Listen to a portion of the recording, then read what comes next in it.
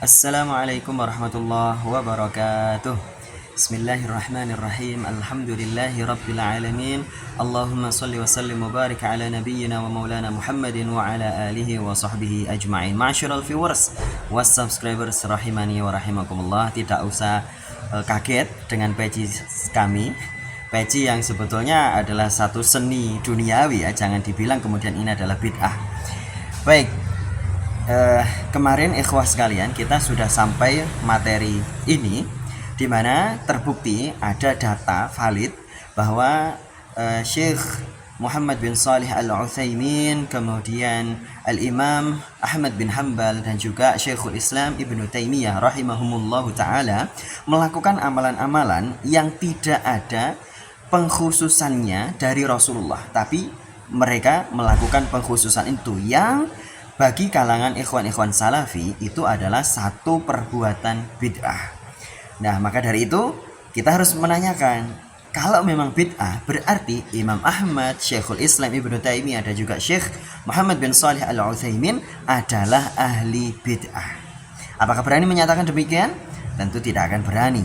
Dan mungkin yang dilakukan adalah apa? Yaitu membantah data itu bahwa itu adalah data palsu. Silakan kalau memang bisa membuktikan bahwa data itu palsu.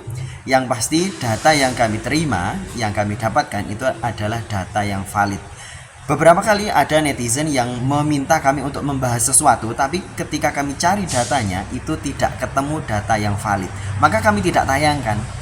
Seperti misalnya berita kemarin masalah Ma'had Al-Zaitun misalnya, itu tidak kami tayangkan. Baik, kita akan langsung ke fatwa mazhab Al-Imam Ibnu Taimiyah yang secara resminya adalah tidak masalah melakukan pengkhususan suatu ibadah dan itu bukan bid'ah. Dan bahkan silakan diajarkan.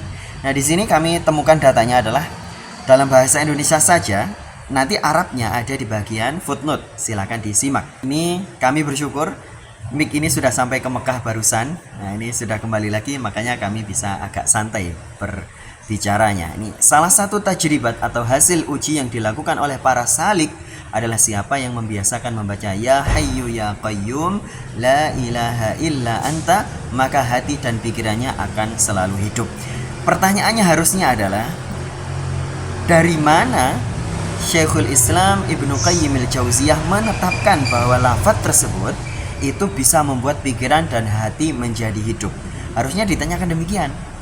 Sebagaimana kebiasaan kita mempertanyakan siapapun yang memberikan amalan tertentu dengan khasiatnya, pasti kita akan menanyakan dari mana dalilnya. Nah, kenapa kita tidak menanyakan yang demikian kepada Al-Imam Ibnu Qayyim Al-Jauziyah? Nah, kemudian ada afirmasi fenomenologisnya. Ibnu Taimiyah termasuk orang yang sangat suka dengan zikir itu. Ibnu Taimiyah sangat suka dengan zikir itu. Bahkan suatu ketika beliau pernah berkata, kedua isim Al-Hayyu Al-Qayyum yang merupakan Asmaul Husna ini mempunyai bekas yang cukup bagus bagi hati. Dia termasuk Ismul A'zam, maka siapa yang membiasakan membaca sebanyak 40 kali setiap hari, ya, sebanyak 40 kali setiap hari di waktu antara sholat sunnah, fajar dan sholat subuh. Nah, ini semakin ditaksis lagi sama Al-Imam Ibnu Taimiyah. Ya Hayyu Ya Qayyum La ilaha illa anta, ditambah ya, birahmatika astaghits. Kalau yang sahihnya dalam riwayat itu yang sudah ma'ruf di kalangan ikhwan salafi adalah apa? Ya Hayyu Ya Qayyum birahmatika astaghits. Maka hatinya akan selalu hidup dan tak akan pernah mati. Khasiat yang semacam ini tentu saja tidak kita temukan di dalam hadis-hadis Rasulullah Shallallahu Alaihi Wasallam. Tentunya kalau menggunakan mainstreamnya ikhwan salafi, harusnya ini adalah sebuah perbuatan bid'ah dan dhalalah dan neraka juga. Dari tekstual ini, maka peneliti adalah kami sendiri melihat ada kontekstual yang tidak bisa diabaikan bahwa Al-Imam Ibnu Taimiyah meyakini manhaj salaf mengakomodir ibadah sunnah yang prinsipnya, dan ini ada di kitab-kitab Qawaidul Fiqhiyah, an-naflu awsa'u minal fard. Perlu kami terjemahkan? Tentu ma'asyiral viewers bisa memaknai itu ya.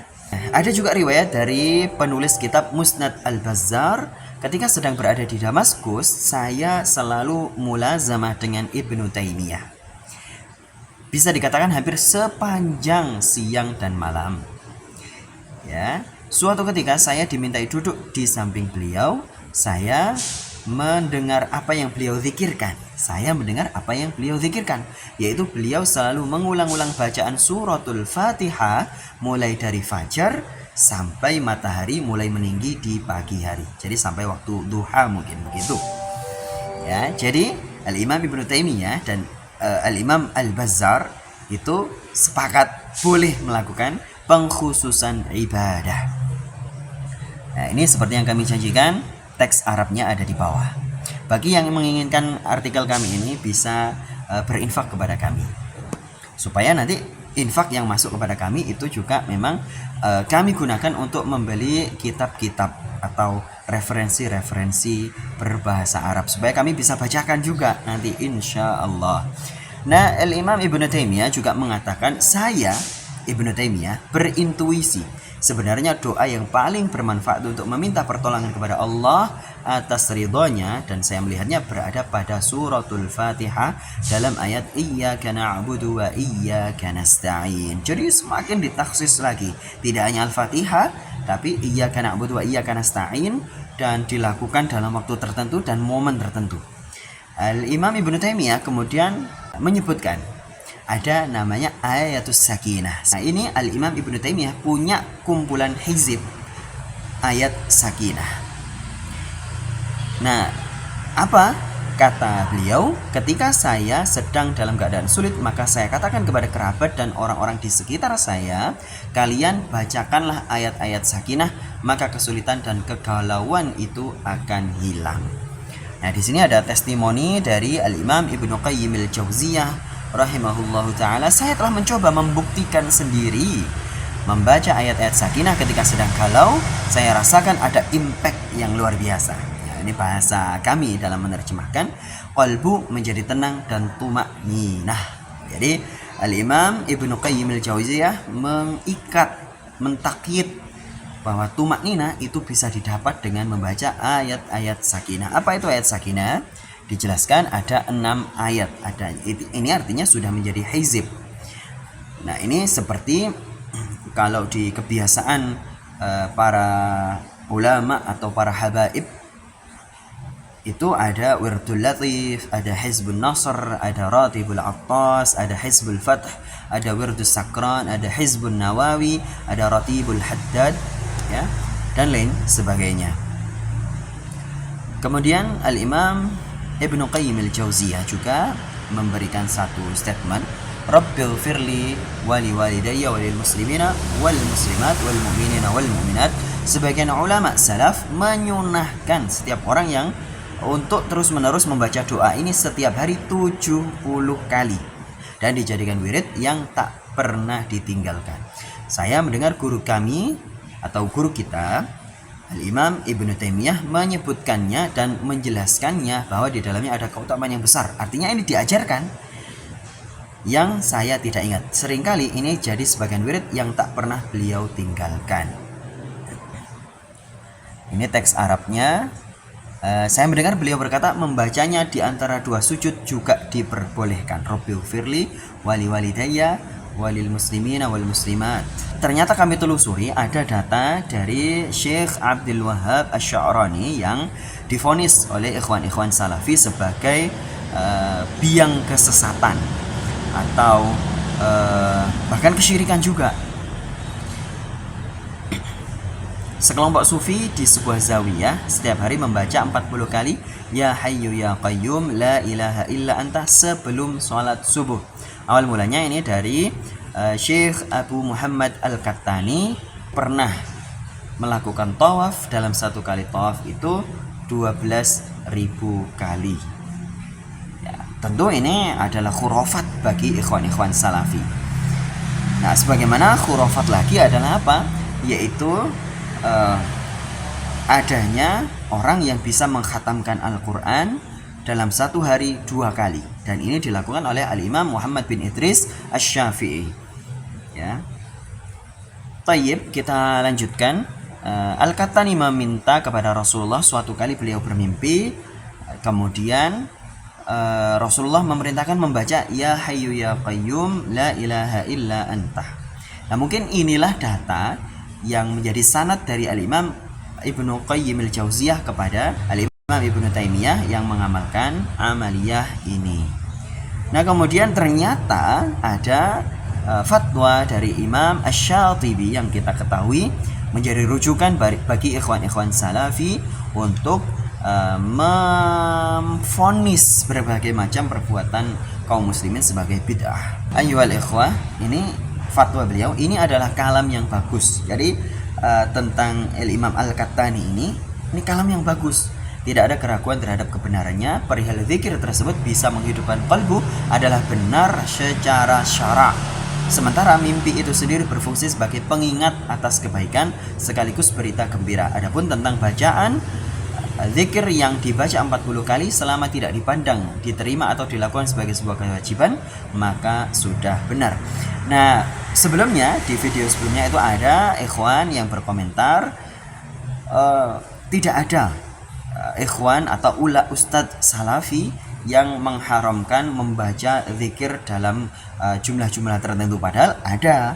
Kami menemukan datanya dan sudah kami jawab. Nah, di sini kami berikan juga yang menurut ikhwan-ikhwan salafi adalah zikir yang ekstrim atau yang overdosis, yaitu apa?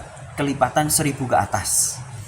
Nah, ini ternyata diamalkan oleh Al-Imam As-Sayyid Ibnu Mas'ud radhiyallahu anhu, salah seorang sahabat Rasulullah sallallahu alaihi wasallam.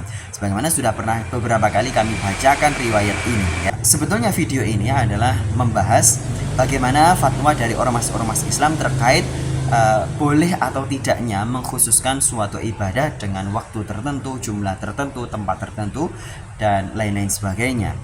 Nah, tapi di sini kami masih fokus, dan insya Allah di video berikutnya ya mengenai itu kita fokus dulu kepada mazhab Al-Imam Ibnu Taimiyah rahimahullahu ta'ala.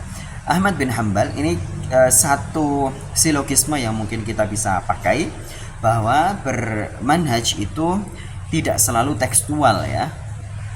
Pada kenyataannya Al-Imam Ahmad bin Hanbal itu dikatakan oleh Al-Imam Ibnul Jauzi menghafal 1 juta hadis. Dari mana Anda tahu? Ditanya begitu. Maka Al-Imam Abu Zur'ah Ar-Razi berkata, aku belajar kepadanya dan mengambil beberapa bab darinya. Jadi Imam Ahmad itu terkonfirmasi hafal 1 juta hadis. Nah, Imam Ahmad ditanya oleh seseorang, yaitu yang bernama Ahmad bin Al-Abbas An-Nasai. Aku bertanya kepada Ahmad bin Hanbal tentang seseorang yang hafal 100.000 hadis. Apakah dia bisa disebut sebagai ahli hadis? Maka Imam Ahmad menjawab, tidak. Aku berkata, kalau hafal 200.000 hadis, apakah sudah cukup sebagai ahli hadis? Tidak juga. Kalau 300.000 hadis, maka dijawab oleh Imam Ahmad, ya segitu fine, begitu. Kurang lebih begitu ya. Tapi pada intinya adalah kita bisa mengambil informasi dari sini bahwa manhaj salaf tidak mempermasalahkan kalau mengkhususkan satu bilangan tertentu dalam zikir, bahkan dalam hal-hal tertentu ya. Baik, kita cukupkan sekian ayyuhal ikhwah. Semoga ini bermanfaat. Kita lanjut pada video berikutnya insyaallah. Soal tidak setuju dan setuju itu adalah pilihan masing-masing, tidak masalah. Yang penting tidak perlu memvonis yang aneh-aneh terhadap sesama muslim, sebagaimana pesan dari Syekhul Islam Ibnu Taimiyah. Semoga bermanfaat. Wabillahi taufiq wal hidayah wal ridha wal inayah. Hadanallahu wa iyyakum ajma'in. Assalamualaikum warahmatullahi wabarakatuh.